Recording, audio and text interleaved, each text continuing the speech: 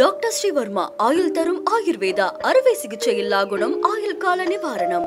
Yesterday courier private limited domestic international cargo உங்கள் இல்லம் தேடி வந்து கொரியர் புக்கிங் டெலிவரி செய்து தரப்படும். அதிமுகவில் இருந்து எடப்பாடி பழனிசாமியால் வெளியேற்றப்பட்ட ஓ பன்னீர்செல்வம் பாஜகவில் தஞ்சம் புகுந்தார். ஆனால் தான் எதிர்பார்த்தது எதுவும் நடக்காததால் தேசிய ஜனநாயக கூட்டணியில் இருந்து வெளியேறியிருக்கிறார். இந்த நிலையில் 2026 சட்டமன்ற தேர்தலில் அதிமுக பாஜக கூட்டணியை எதிர்த்து ஓ பன்னீர்செல்வத்தின் செயல்பாடுகள் இருக்கும் எனவும் அதை நோக்கியே அவரது திட்டங்கள் இருக்கிறது என்கின்றனர் அவருடைய ஆதரவாளர்கள்.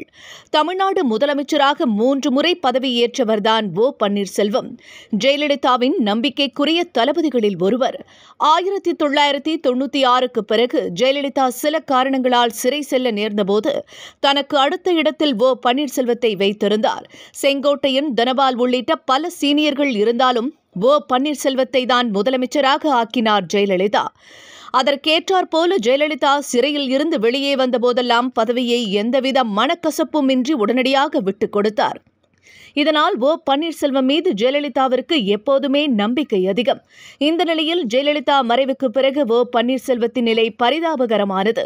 சசிகலாவின் நெருக்கடியால் பதவியை ராஜினாமா செய்த அவர் தொடர்ந்து தர்மயுத்தமும் நடத்தினார்.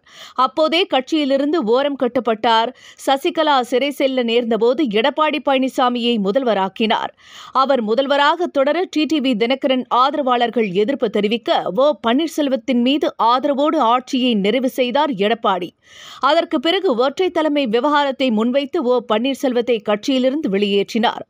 எடப்பாடி பழனிசாமி பல ஆண்டுகளாக விசுவாசமாக இருந்த தன்னை கட்சியை விட்டு நீக்கியதால் மிகுந்த அதிருப்தியடைந்த ஓ பன்னீர்செல்வம் பாஜக-இடம் தஞ்சம் புகுந்தார். அதிமுக பாஜக கூட்டணி சேர்வதும் உடைவதும் இருந்த நிலையில் நிரந்தரமாகவே பாஜகவோடு ஓபிஎஸ் இணைந்து விட்டார் என்றே கூறப்பட்டது.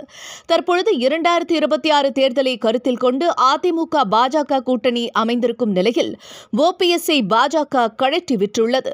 பிரதமர் நரேந்திர மோடியை சந்திக்க கூட ஓபிஎஸ்க்கு அனுமதி மறுக்கப்பட்டிருக்கிறது. நயினா நாகேந்திரனை தான் அழைத்தும் அவர் கண்டுகொள்ளவில்லை என்றும் பகிரங்கமாக குற்றச்சாட்டை வைத்தார் ஓபிஎஸ். அதே நேரத்தில் அவரை சமாதானப்படுத்தும் முயற்சிகளும் நடைபெற்று வருவதாக சொல்லப்படுகிறது. ஓபிஎஸ் விரும்பினால் பிரதமரை சந்திக்க வைக்கிறேன் என்று நயினார் கூறினார்.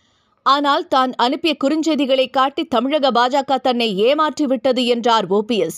இதற்கிடையே முதலமைச்சர் ஸ்டாலினை சந்தித்து ஓபிஎஸ் பேசியது பரபரப்பை ஏற்படுத்தியிருக்கிறது.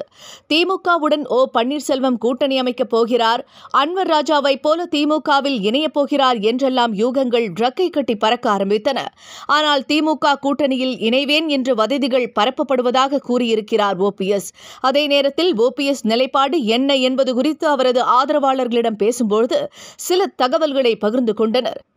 அதிமுகவையும் தன்னையும் நம்ப வைத்து ஏமாற்றிய பாஜகவை பழிவாங்குவதுதான் தற்போதுக்கு ஓபிஎஸ்ஸின் எண்ணம் என்று கூறப்படுகிறது.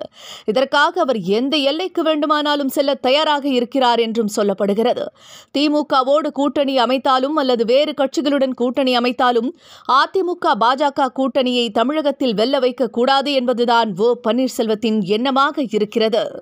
டாக்டர் ஸ்ரீவர்மா ஆயுள் தரும் ஆயுர்வேதா அறுவை சிகிச்சை இல்லா குணம் ஆயுள் கால நிவாரணம். Yesterday courier private limited domestic international cargo உங்கள் இல்லம் தேடி வந்து கொரியர் புக்கிங் டெலிவரி செய்து தரப்படும்.